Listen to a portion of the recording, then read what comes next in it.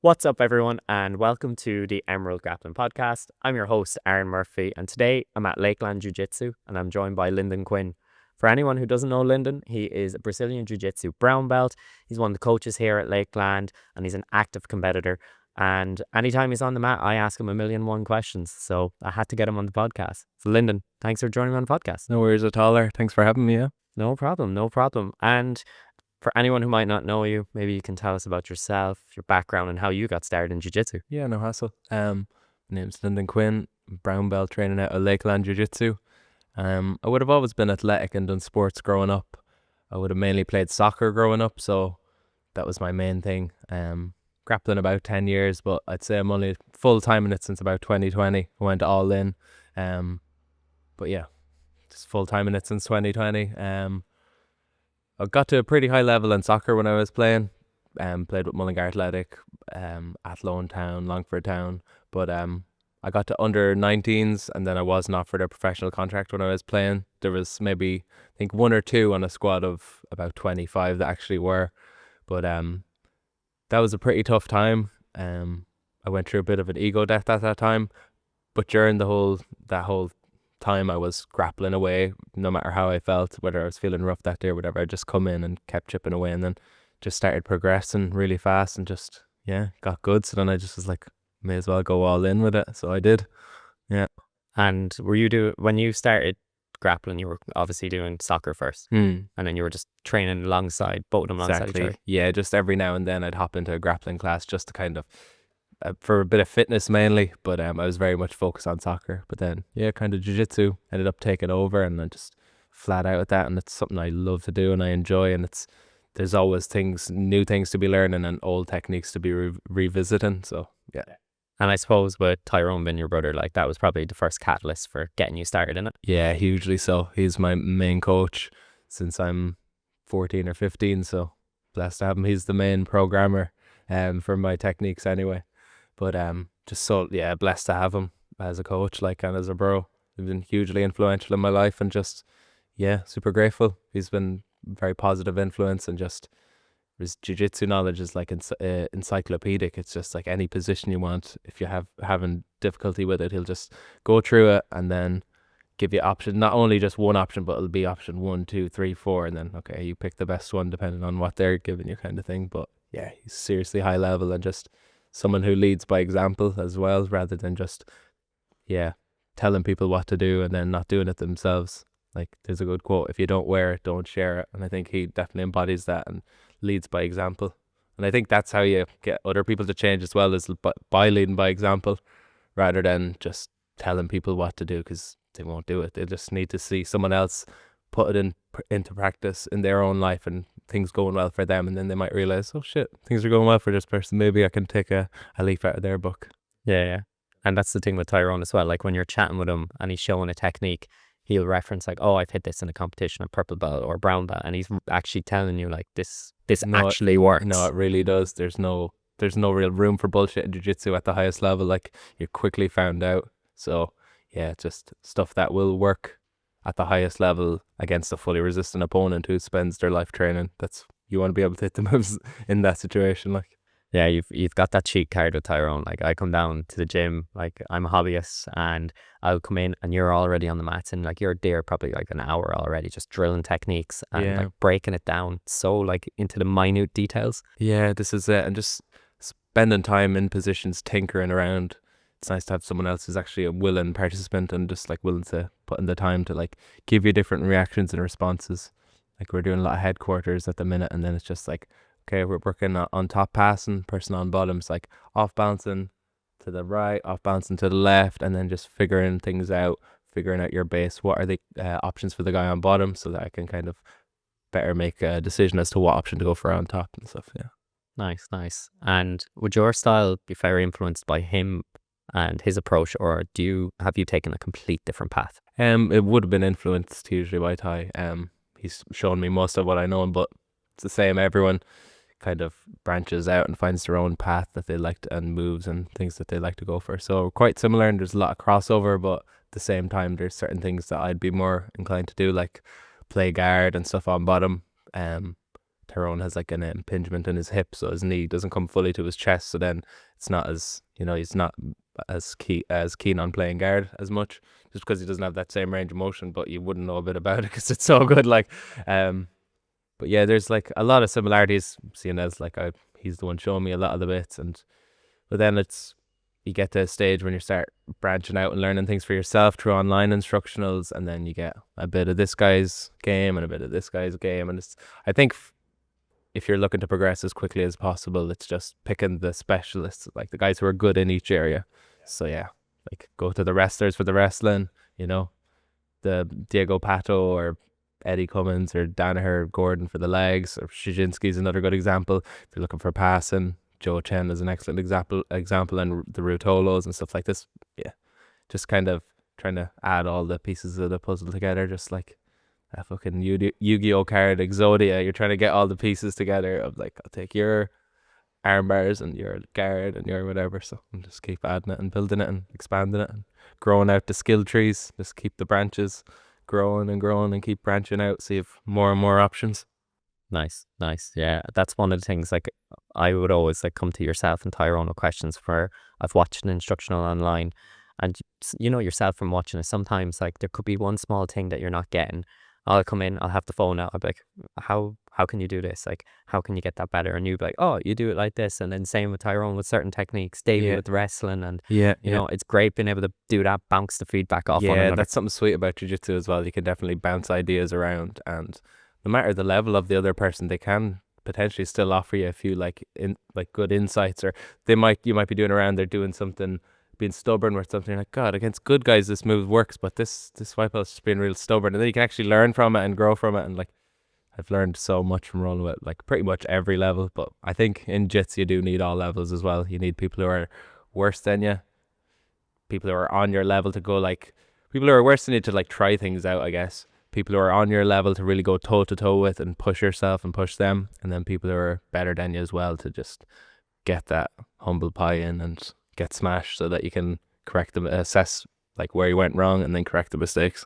Yeah, 100%. Especially, I was only saying it to Pete, open mat here today. He was saying like it's great when you get to roll with like a lower belt and you get to practice the actual move. And I was like, yeah, but at the same time, like you need to roll with the higher level belts, just so that you can see where those holes are in your game. For sure. Yeah, I think you need all levels, but in my experience, I learned the most from rolling with higher level guys. When they keep hitting you with a certain thing, you're like, God, that obviously works if they keep hitting the same move. Yeah, just the rounds I've learned most from are with like elite grapplers, when they're just going for things and they're hitting them so well. And you're like, God, I need to take a leaf out of their book, or just give that a go and try and get on that wave too. Yeah, I 100% see where you're coming from. Like when K-Guard that time was getting like spammed by everyone, like I think everyone just went and watched like Diego Pato, because he was just like hitting it at such a high level, and everyone was just like drilling that. And then you always see it at like ADCC and CJI. As soon as like those competitions, everyone is in the gym working for sure. on it. Yeah, this is it. Things come in trends and they become the popular move. But something that we do here, and I recommend people do, is to try and like study and assess what the popular moves are, and then try and figure out the counters to those moves, and then maybe even the counter to the counter of the moves, just to keep building the chain. Because if a move is hit at the highest level, chances are people are going to be drilling that move and trying to hit it in the gym. So just to always try and stay one step ahead of the popular moves or the trending moves, just so you have your counters ready. That K-Guard's a good example of that. 2017, Lakeland Giles just spamming it, hitting it on everyone in the absolute division, heavier guys, and just mauling everyone with it. And then everyone started doing it then after, but then it's like people are still doing it. Like, it's flat out people are doing it, but I noticed with K-Guard a lot lately, people aren't throwing the leg over and hooking the far quad on the inside. They're kind of just throwing it over the back of the leg and then turning their knee out and going to sort of a bear trap position. So they just like, they can't get the leg in the whole way, so they just throw it over the top of the back of the knee to go on it. You've seen a lot of people just going for that, and it is a nice attack. In my last competition, people were going on that, and it was nice, but we did have the counters ready to go just as we planned. So I'm like not too worried if they get something going, because I'm like, all right, I'm here now, start working my counters whenever I can get going. Yeah. And recently you competed at the last ADCC Ireland, and you got bronze in your pro under 70 division. Yeah, that's the one. Nice. And Maybe you can tell us about the lead up to that experience. What was the preparation like and how you prepared for it? So it's ADCC, so it's like it suits strong wrestlers, I find. So we just put a lot of time in on the feet, a lot of time standing, just to develop that efficiency and being like fit and able to keep going while you're standing. Because in ADCC, if it goes to overtime, you can't pull guards, so you gotta stay on the feet and keep wrestling. But a lot of time spent wrestling, hand fighting. The start of classes in the morning, just like hand fighting, having certain hand fighting sequences, setting up arm drags and different things, having it ready. I had like ready to go. If they collar tie with my right hand, what am I going to do? If they collar tie with my left or with their left hand, what am I going to do? And then if they're leading with their right leg or if they're leading with their left. And then I was planning on standing and wrestling, and it went well in that regard. Like I did get the takedown in all my matches, and I was able to play heavy on top pass, and just like we'd been working in the gym. And that was the most satisfying part of that day, was definitely just getting to execute the techniques that we were doing in the gym in competition, just to prove that they work against like really high level opponents. Like there were some really good grapplers in that division, guys traveling internationally. It's the pro division, so there's like very high standard. I think there was 15 in the division that day. But yeah, it was just a testament to like all the work and commitment that we'd put in the gym here. All the time spent like near side underhook passing and stuff like that just paid off in the end. Just had it in my head to get to certain checkpoints. That's something we're big on here, is just like taking the match to a certain checkpoint where you have your techniques ready to go, and then ideally one that's like not too hard to get to. Good examples are like split squat passing position, like a knee cut position, and then also headquarters, just taking it there. And we've put the time in to just get good at balancing and keeping our base so that we can assess their responses and reactions and then start going for our techniques depending on what they're giving us as well. But yeah, there was times when I was like in split squat pass, and then I was just thinking, then I heard like instruction from Tyrone to like go near side underhook, and I'm like, then I get taken back to the tough rounds of near side underhook where we're just resetting after there's an escape or a pass, and I'm just taken back to that situation in the gym. But this time it's the same thing, but it's just in competition. But I think that's a good mentality to have for competition. It's just like, it's what you're always doing in the gym, it's what you're doing day in day out, just kind of keep that same energy. Obviously there's going to be a bit more resistance and they're going to give you a bit more, but just be ready for it and just stick to the techniques. Don't get too carried away or try and be too flashy or flamboyant. Just stick to the techniques and take it back to those grindy sessions, the positional rounds where you're in the gym. But it's like it's that Danaher plank story, if you're the parable of the plank, if you've heard that one. But no, that's it's pretty much that. To put a long John Danaher story short, pretty much when he was in primary school, a stuntman came to the school and he put a plank between two buildings. He was doing a load of feats anyway of like acrobatics and strength, but as his like final thing, he put a plank between two buildings at the top of the school, and then he walked from one side to the other, and everyone was like, holy shit, they were like blown away by it.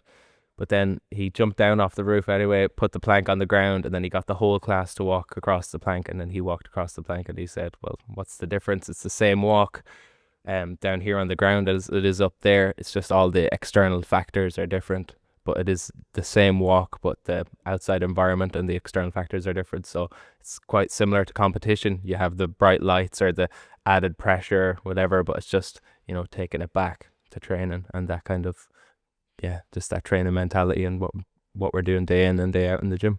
Yeah, I find, I think it's a common pitfall that a lot of competitors make. Like from sitting at the judges' table, I'd be there watching them, and then I'd hear them when they're walking past me, and the coach would be like, why did you do that? You never do that in training. And they'd be like, oh, I seen it there, and I was like, I'll go for it.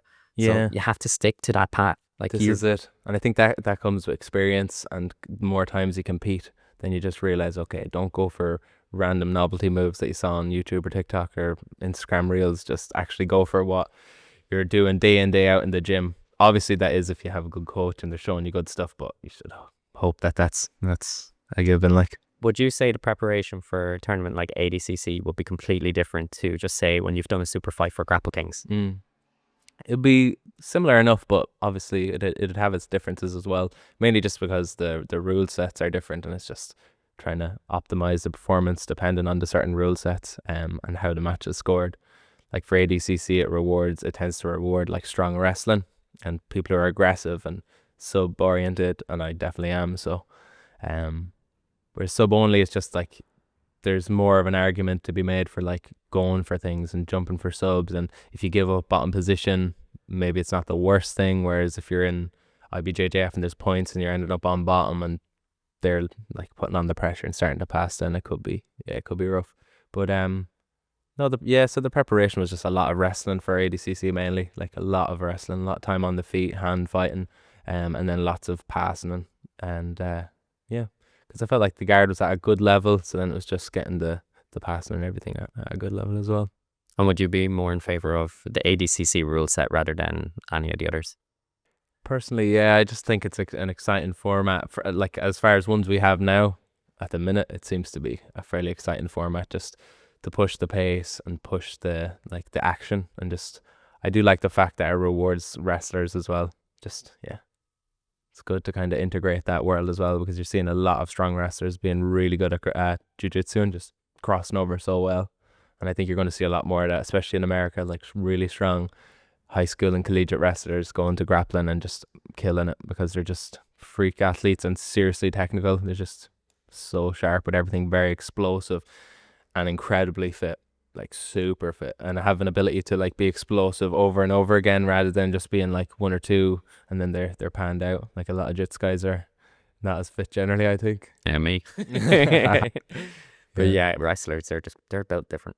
Yeah, no, all credit to them. They're tanks, like. Yeah, I like the ADCC rule set myself. It's that entertainment factor, and as you were even saying, like it does allow for like the wrestlers to come in, and I like the point system. Yeah, it's nice. fun. Yeah, because there's not as you feel like you can go for things more in that first half when the points aren't in, and then when the points kick in, like you need a way of telling who's actually going to win. So points are a good way of like, all right, if they get a sweep or a pass, then you get more points. So yeah, you do need a certain way of actually telling who's winning the match rather than just being like, all right, ref's decision at the end. Yeah, the one thing that does kind of annoy me is the negative in the final, because you see so many good grapplers, like they're caught up in the heat in the moment, and they might be a guard player and they'll just drop. Yeah, and especially like if I'm sitting there at the judges table, I don't want to see them do it, and I'm like, no, get up, go. Yeah, no, I get you totally, and that's very fair, and I would agree with that, because you take someone like Levi Jones Leary at CJI, like if he was to get negatives for pulling guard, like he wouldn't have been able to play his A game, and that's his game. It's like entering in on the legs and playing like really tricky guard. So yeah, I get what you mean, because you could have like a really good guard guy get like just pull guard and leg lock a wrestler straight away. So I know. And then I always think of, Gordon Ryan at the 2022 ADCC final against Nicky Rod. Like he baited him with that leg. Yeah, gave him the single and then he just went in, and then you're like, that's being very strategically smart as well, though, and kind of seeing that this person might actually take the bait. Yeah, and it's very hard not to. It's ADCC final, someone's giving you a takedown, you probably take it. Like you're like, I am going for this. Yeah. No, and it's good, especially like learning those rule sets and then applying them, and then being able to do them in the gym as well. Like just being focused constantly on that. Like I'd say leading up to the preparation, like you had that in your head just the whole time. Like, God, these are the points. This is everything. Yeah, this is it. Because depending on the rule sets and how you're actually the judging criteria, it can just totally change your play style and your game. When I was doing IBJJF competitions when I was purple belt, I was like keen on going on the legs, but I couldn't do a lot of heel hooks and stuff because they weren't legal yet. So it was like having to reroute. I'd get to a certain place and then I'd reroute. But at the same time, that's not too bad because I have them options to reroute now. It'll be a lot of like leg entries and then coming up on the sweep off, like wrestling up off the leg entries, which is a good shout as well, especially if they're defending the leg entries. You can start like wrestling up and coming up.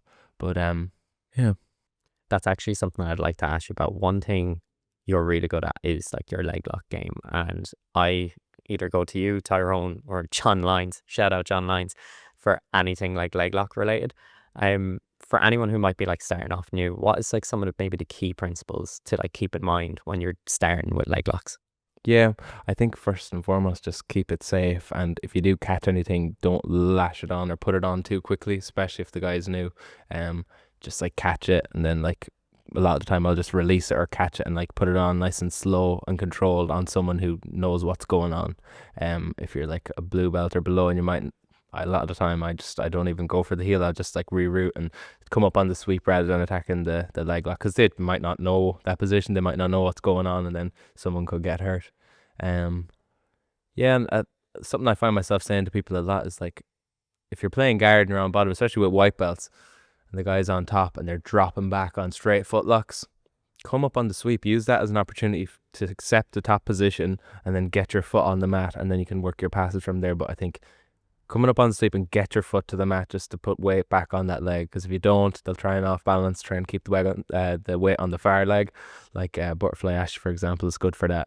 And then you can start foot locking, or worse again, like Aoki locking you. So you want to watch out for it. But yeah, no, that's something that I'd recommend, just because people, especially newer people, someone will go straight foot lock grip or an ankle lock grip, and then they'll tap straight away. It's like, fair enough, you don't want to get hurt or injured, but at the same time, you need to spend time and figure that position out and try and come up, and you won't really learn that if you just immediately tap. So, but still, just don't lash anything on, I think, is the main thing, and just be nice and cautious with it, and just realize that they're powerful moves. It's that Spider-Man quote: with great power comes great responsibility. So you got to use the dark arts wisely. Yeah, 100%. I usually would say to people, like, you see some of the white belts talking like, oh, I can't wait to learn leg locks. You're like, focus on the straight ankle lock first. If you can get that control element. I think that's the main one, and just for the fact that it's legal at all levels. Mateusz Szczecinski is a good man to watch if you're looking on straight ankle locks, or the shotgun grip footlock that he kind of popularized, and butterfly ashi. He's got some really useful instructionals even on YouTube. Like, he has a video on the B team, I think it's 15 minutes long, but it's pretty much a whole system from that. Shotgun grip, butterfly ashi, footlock position, and yeah, it's really helpful. Going to train with him in May, actually, so that'll be sweet. At a camp in Mullingar with Jozef, Chen and Mateusz Szczecinski, which is going to be sick. It's a Leglock based camp, but yeah, it'll be sweet, because the two of them lads had matches against each other, and I've learned so much from their two matches, because it was like the first one, Szczecinski beat Joe, and Joe's only like really young, broke his leg and everything, and then in the rematch in trials, Joe came back, even though he was like scared. He was saying beforehand, like, because this is you're fighting a guy who broke your leg previously, he's probably one of the scariest leg lockers in the world. But then he went out and put on an absolute masterclass on how to counter that butterfly ashi position. And that counter is like my go-to counter now from butterfly ashi when they do try and go on that. But yes, it's mad that now gonna get to train with the two of them, and I've learned so much from him in regards to legs and K-guard, or Szczecinski, I mean. Learned so much from him in regards like K-guard and legs and arm bars and stuff like that. And then Joe Chen is like high tripod and stuff like that. His passing is unbelievable, and his instructionals are very good as well. They're like very informative, and like he's good at getting the point across rather than like going on too much or waffling too much. And yeah, Jozef Chen, it's crazy. Like, I'm trying to think how to even phrase it. Like, his style, like, it looks so simplistic, but it's so technical. Yeah, incredibly technical, and just a great understanding of weight distribution and where to put your weight on their body.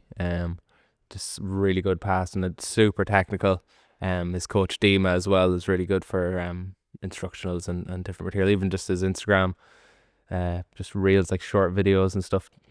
They're only like 20-30 seconds long, but you might be able to add that into your game, and then it's like, could be another weapon for you to use. Like, yeah, and the fact that the two of them are coming together for a camp is wild. Yeah, that's so sweet. I'm looking forward to it. Definitely be plenty of deets shared, and just like, yeah, bounce ideas off each other, and hopefully pick up on a bit of Jozef's passing, and then some of Szczecinski's legs. That'd be sweet.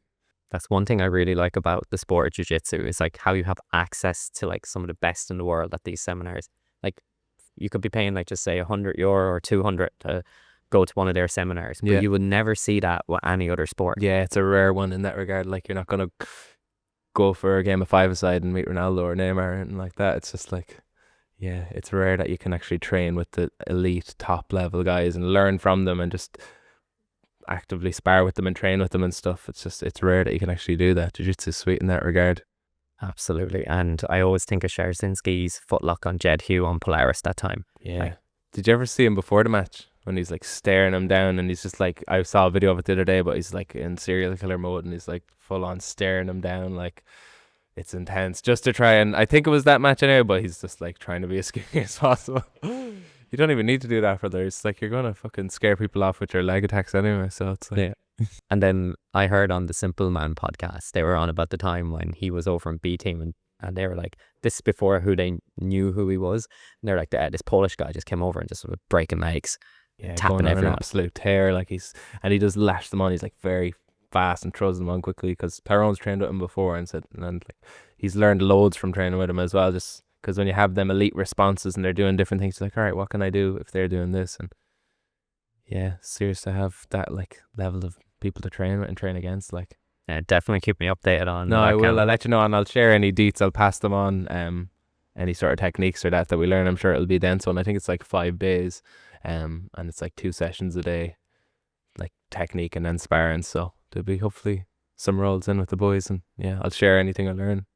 Nice. And you know me, I'm gonna ask 1,000,001 questions anyway. Yeah, I love that, to be honest. Keep them coming. That's a sign that you're actually interested and trying to learn, rather than just being like, does anyone have any questions at the end of that? And then everyone's just silent, and then you're like, all right, well, you probably should have questions, because I don't think everything is going like 100%. You're like smashing everyone perfectly. But a lot of the time, you know yourself, it's like people don't even know where to start or asking the questions, because they don't actually realize their shortcomings or pitfalls in that round. But yeah, it's like when I went to the Lucas Lepre seminar in Sligo. Anytime he walked by, I was just like, ask him questions, because it was on De La Hiva, and like that is my game. I was just like, oh, and anytime he was walking by, I'd just stop and grab him, ask him a question. And then at the end, when I went to get a photo with him, he was just like, you ask a lot of questions. And I was like, I'm sorry. And he's like, no, it's good. And I was like, oh, all right, I'm going to keep asking more. So dead right. You're one of the best grapplers of all time there with you. You're hardly going to just, you may as well use that opportunity to get some good questions in 100%, man. Yeah. And even in the gym here, like at the end of most class, like Tyrone would be like, any questions? And I do always be like, I'll wait a few minutes, see will someone else ask. And then afterwards, like, I'm just like, I actually have a question. And I'm just like, I bet he knew I was coming to ask a question. Yeah. And you've transitioned into a coaching position. Mm-hmm. Was this something that you've always wanted to do? Yeah, it's something that came pretty naturally to me. A lot of my family members are coaches, and when you do a class enough times, then I suppose you have the knowledge to actually share that information. So yeah, it came pretty naturally. I think when you're coaching as well, it forces you to have your own technique in line and in order, just because there's no room for bullshitting in jiu-jitsu. Like, you have to have all the technical markers met and described well for other people to actually get the technique. So yeah, you gotta have a good ability to like show a move, but also describe verbally what you're doing physically and where to put your weight and all the different technical details.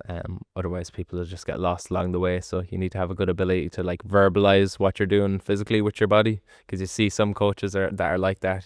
They might be well able to do the moves themselves, but they can't actually impart the knowledge as well. So yeah, you do have to have a good ability to pretty much verbalize what you're doing physically as part of the technique. And you'll get that better understanding of the technique as well. Yeah, 100%, because it's like all the parts of the technique, all the markers of that technique need to be met for the actual move to work. And what part of coaching do you enjoy the most? I suppose just sharing the knowledge and seeing other people grow from it. Yeah, it's always satisfying when you call out on a bit of instruction and someone bangs out the move, but it's just, it's just for their own progress. And if that can bring them a level of like satisfaction and seeing that their own game is improving, then, that makes me feel good as well, just to be able to know that I can help people and share my knowledge and help improve their game and hopefully improve their confidence and a load of different things just off of that. Because yeah, jiu-jitsu has been hugely influential in boosting my confidence and just being comfy in my own skin and not afraid of walking anywhere at nighttime, and just kind of, it's taught me loads of things just for blunting in my ego and having a daily dose of humble pie when I come here is key as well. Yeah, no, there's no ego on the mat. Yeah, because you can't really, it'll just come back to bite you. You'll be leaving the mat in tears if you did.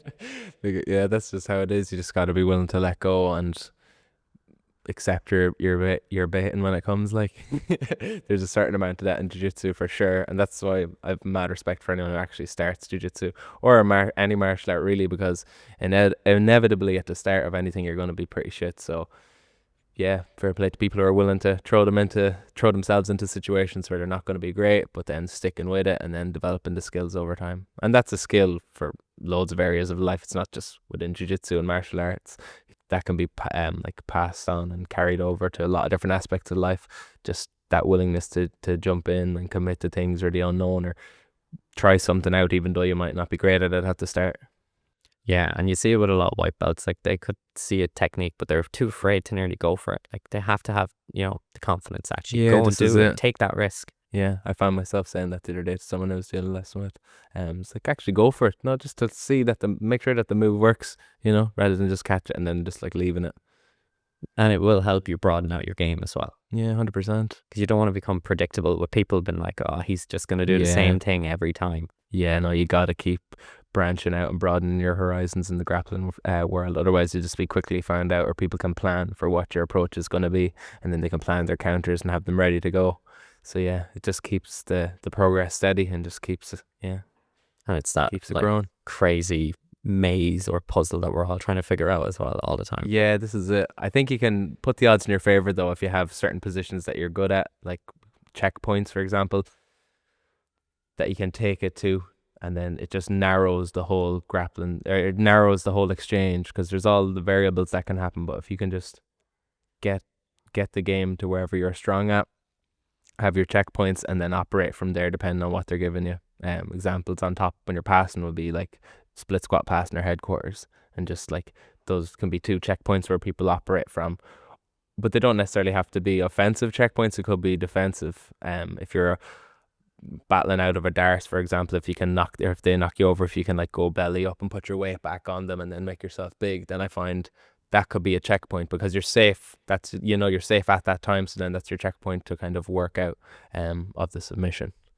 Yeah, and then you have those late stage checkpoints as well. This is it, kind of separating your defenses into early stage and late stage defenses as well, for when shit hits the fan. You need a plan B. You need to get out of there. Yeah. And do you coach the gi and no gi classes?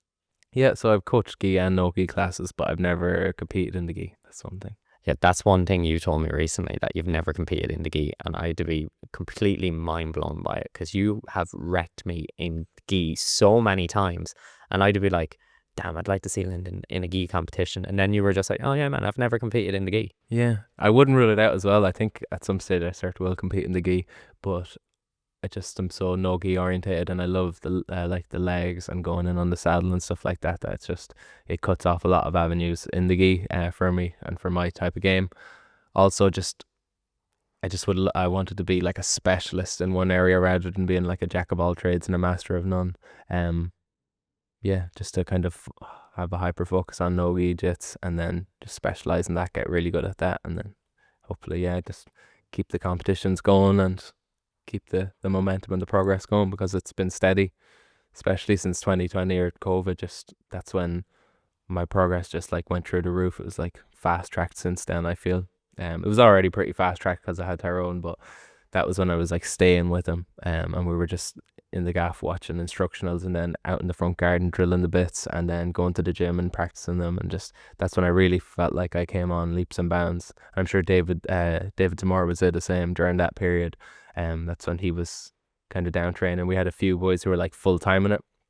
We still have some full timers like myself, Ty, Davy Z, Casper, but at that point it was myself, Davy Z, Fionn, Thomas, and we were just all the time just down training, and just had that hyper focus. And that's another thing for training. I think it's important to come in with a focus and an intention, rather than just like being all airy-fairy and floating out onto the mats and be like, oh, let's see what happens here. It's like today, for example, I had an intention of going to De La Hiva and trying to underhook the leg and go like a scoop grip De La Hiva to try and work that.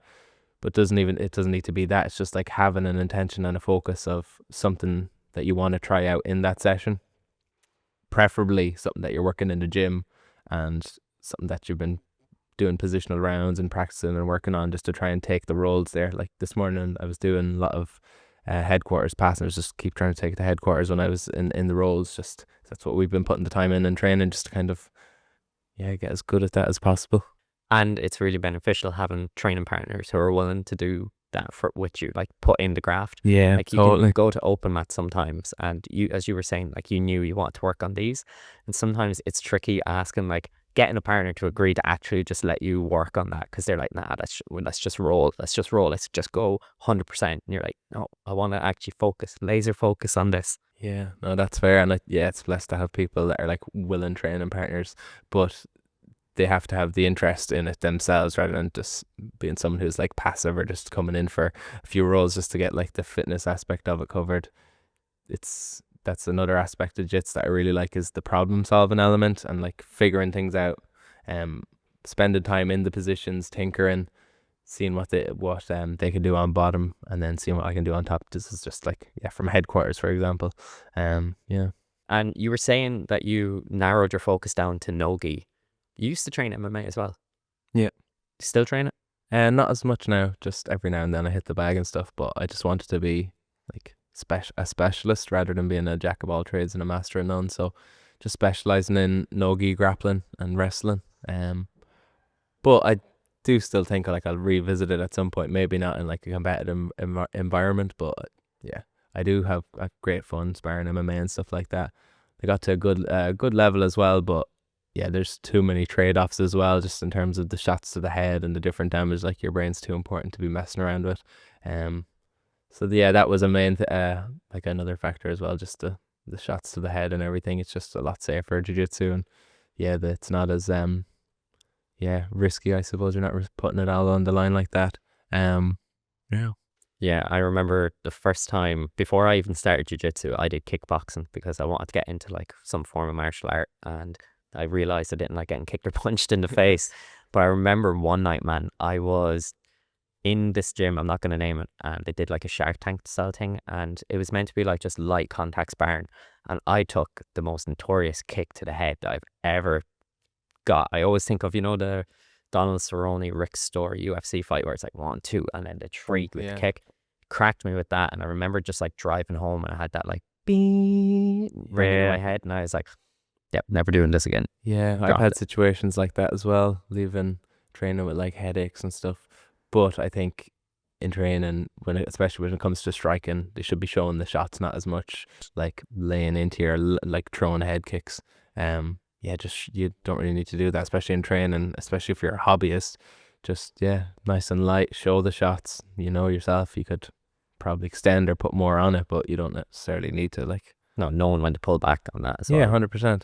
But after that I was like, no, didn't go do jiu-jitsu. And like occasionally you do get a little bang, or like if you're shooting on a takedown, you take a knee, or sometimes clash heads. But it's not as bad as like just getting like absolutely cracked with an elbow or for sure. That's the worst. It's rough enough. Avoiding that CTE at all costs. And this is what it's all about. I want to touch on something you mentioned about like chaining attacks and that.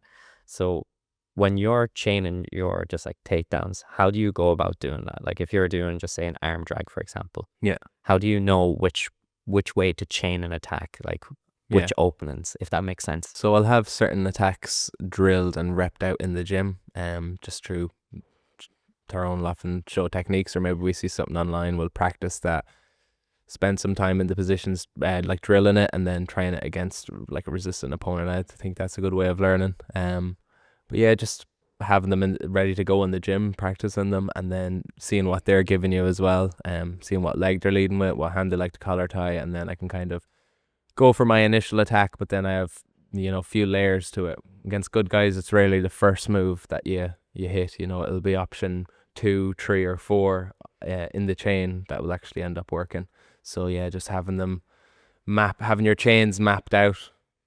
Arm drag is the example you use there. I like to go arm drag, and then if they're running their legs away as to not expose their back, then I cut back the other way, drop to the knee, and then like club with my other hand. So I'm like going one way, and then switching everything back the other way. So it's just having your chains like well versed and well drilled in the gym, and having training partners that are like, let you work at the start when you're just learning the move, and then, you know, have a bit of progressive resistance. So starting off nice and light, just get a feel for the move, a feel for the position, up in the resistance gradually, and then see can you do it in a round of sparring against a fully resistant opponent. But yeah, it's just repetition breeds conviction. That's a quote I heard before, and I was like, yeah, that's a solid one. It's very true. And would you focus on just say like getting really good on one side, or would you like to have that balanced approach where just say one rep is this side, next rep is on the other side? You want to cover all bases, but I do still think you want to have your attack streamlined. Like if you look at the wrestling, like Olympic champions, a lot of times they're just trying the same like 2 or 3 techniques, and they'll just be known for those moves, even though you know you're coming out against this guy who loves shooting double legs, but he's still able to set it up and shoot that double leg. So, yeah. Would you, like, I've heard someone say this before, I don't know if this is the correct term, like an omnidirectional takedown system. So like you'll have one where you get them on the back foot when they're coming forward. Yeah, and depending on where their weight is distributed, because guys might have their weight distributed in a direction that you didn't expect them to go for. And then, you know, you might need to like drive in with your shoulder or go a different direction. I found that with double legs lately, rather than just going like shooting the double and then like pulling the legs across and lifting them up and like driving your head into their hip to finish it out. Sometimes guys will sprawl, and then I'm going like double leg, and then I'm just like driving my shoulder into their hip and pulling on their legs and going the other way, and then my head's going to the mat and I'm jumping my legs across, running my legs across to the other side. So it's literally finishing the double leg the opposite way that you normally would, but it still works just because that person's weight is distributed differently.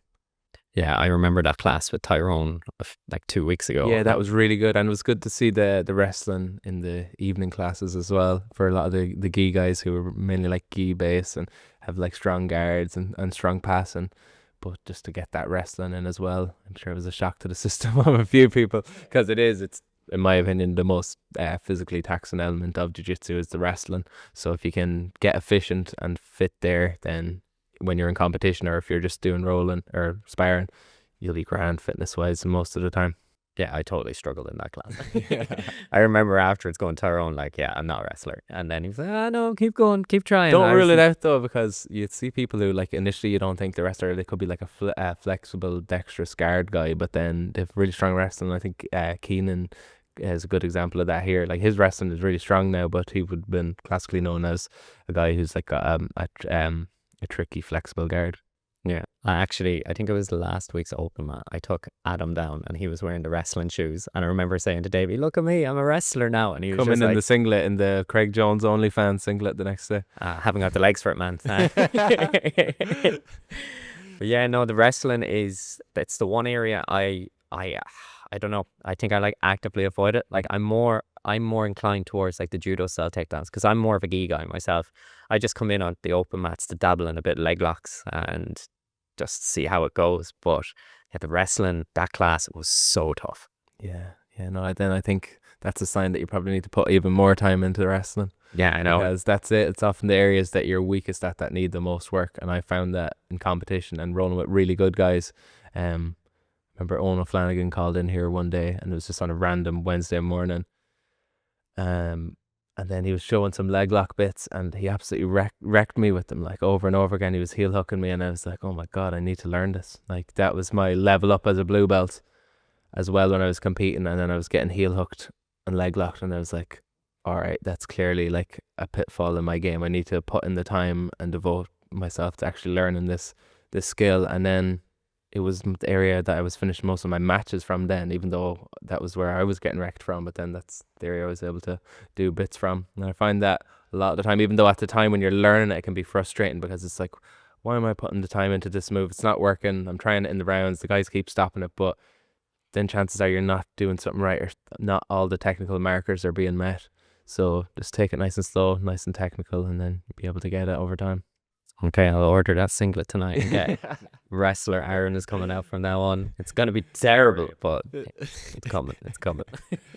Yeah. The chain and attacks is a good one. Like, just I'm tying back to that now, because even not just the wrestling, like even like we'll go to guard, for example. Like you're very good at switching in between them as well, and having that knowledge Like I find when I'm rolling with you, you've a gi, no gi, and you start switching up the guards, like you have me on the back foot instantly, which sucks. That's funny. Yeah, no, it is important to have a good ability to switch between guards, depending on what look they're giving you. You know, if they step in on the same side, you'll be in headquarters, they could quickly then whip across the other side. Then you're going from De La Riva to reverse De La Riva, and just having the interplay between different guards is key. Just for setting up different attacks.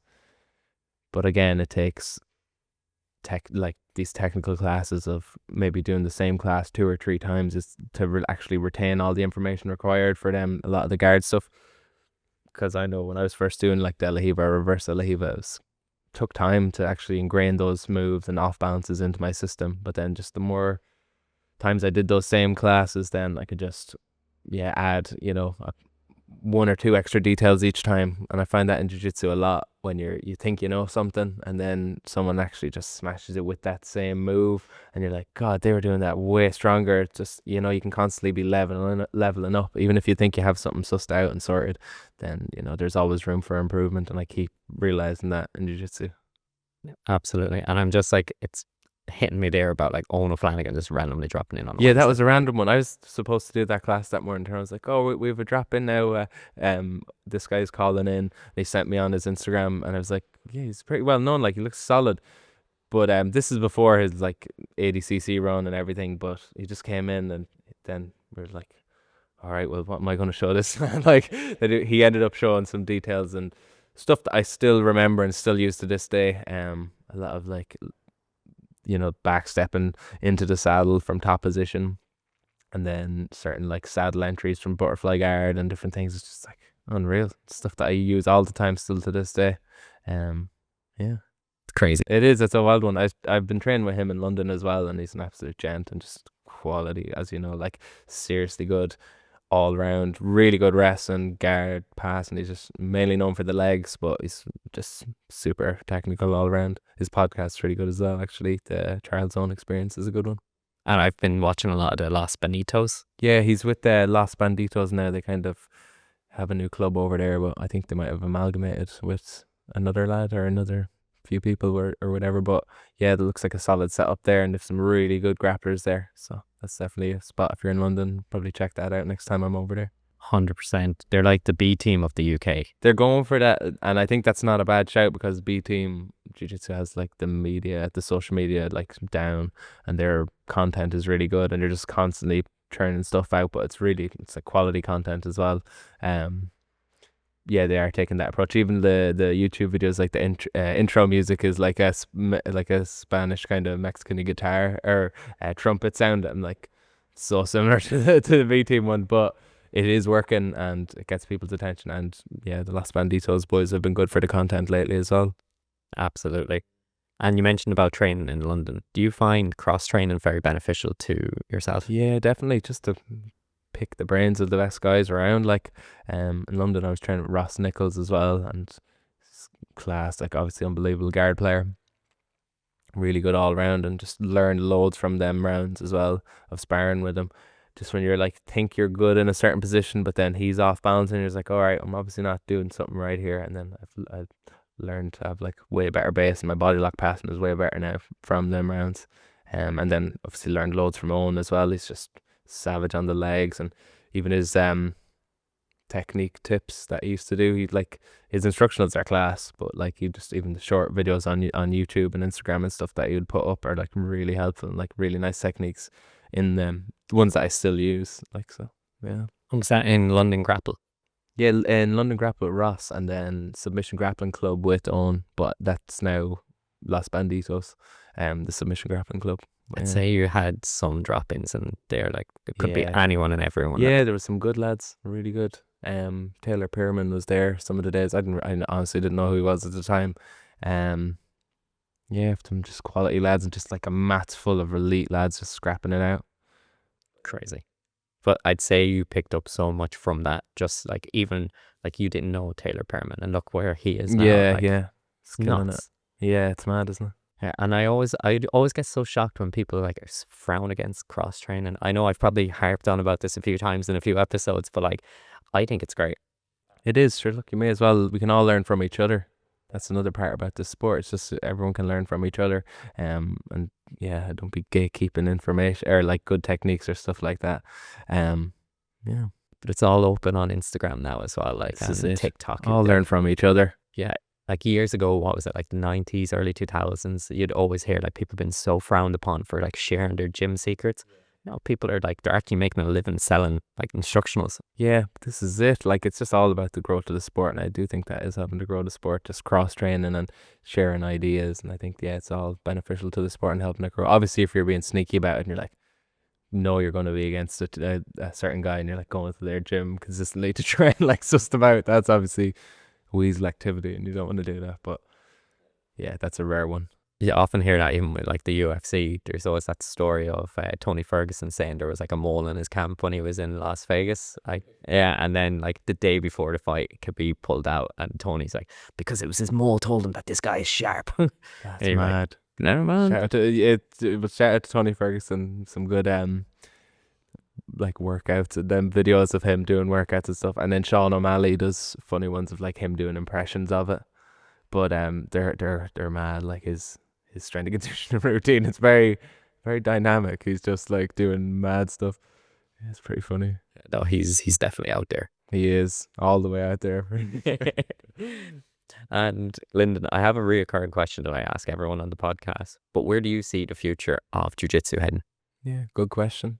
I think it's going to continue to grow and expand, and just, yeah, more and more people are going to take to it. You're starting to see more of a like use of it in a corporate environment as well, for people who are working like office jobs and that, and having like weekly jiu-jitsu sessions where they all stick the gi on or do a session.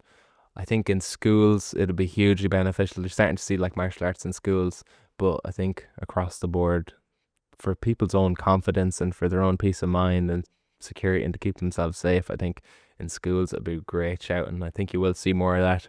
As far as moves, like jiu-jitsu moves, like future moves that are like trending or will be trending,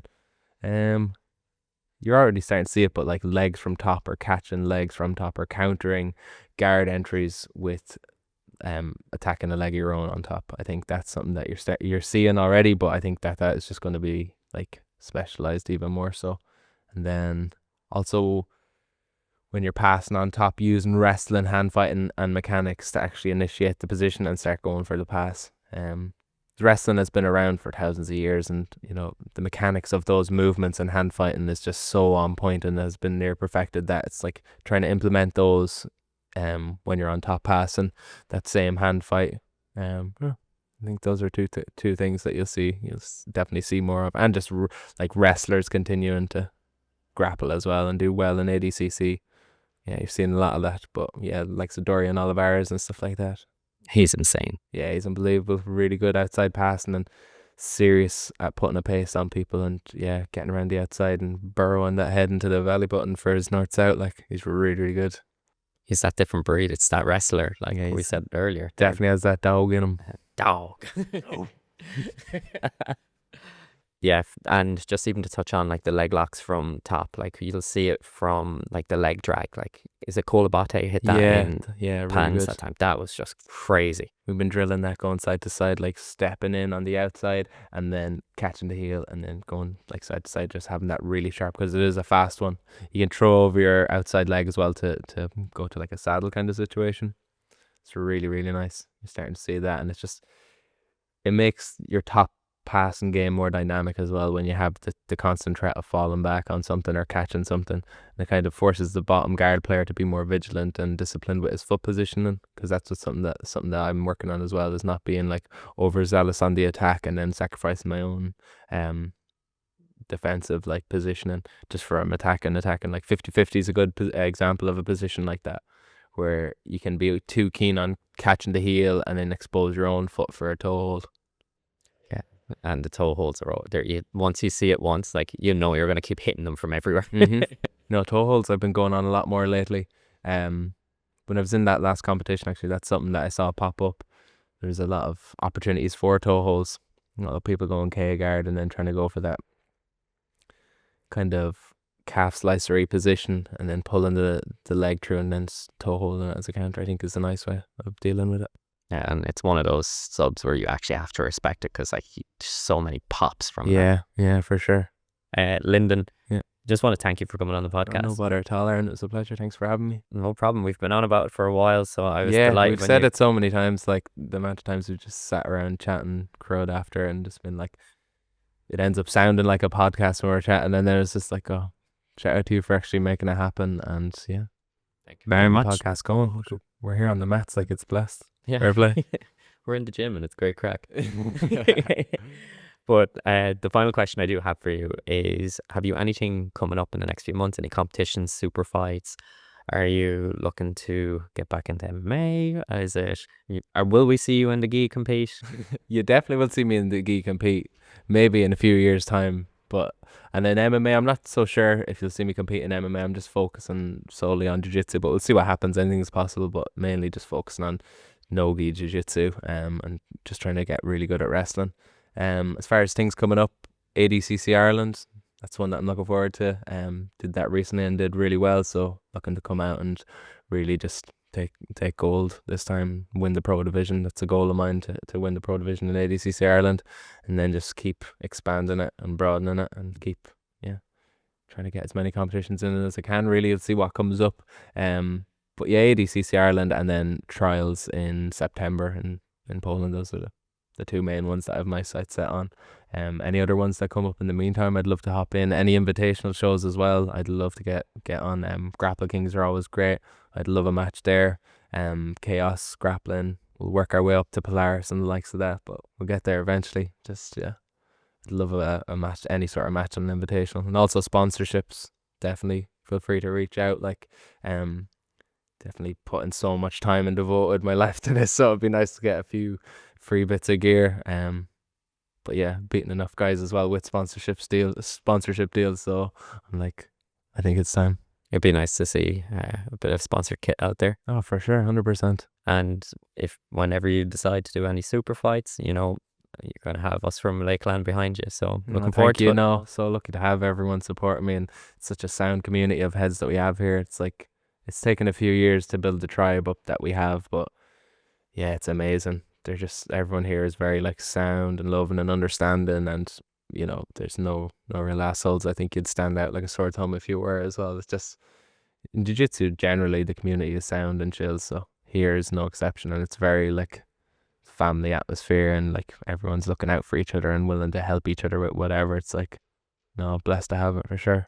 Oh, 100%. Lyndon, once again, thanks for coming on the podcast. No bother at all, Aaron. Thank you. And if you've enjoyed this episode of the podcast and you're listening to the audio version, I would greatly appreciate if you could leave us a 5-star review. And if you're watching it on YouTube, please remember to like, share and subscribe. And once again, Lyndon, thank you so much for joining me. Thanks for having me here.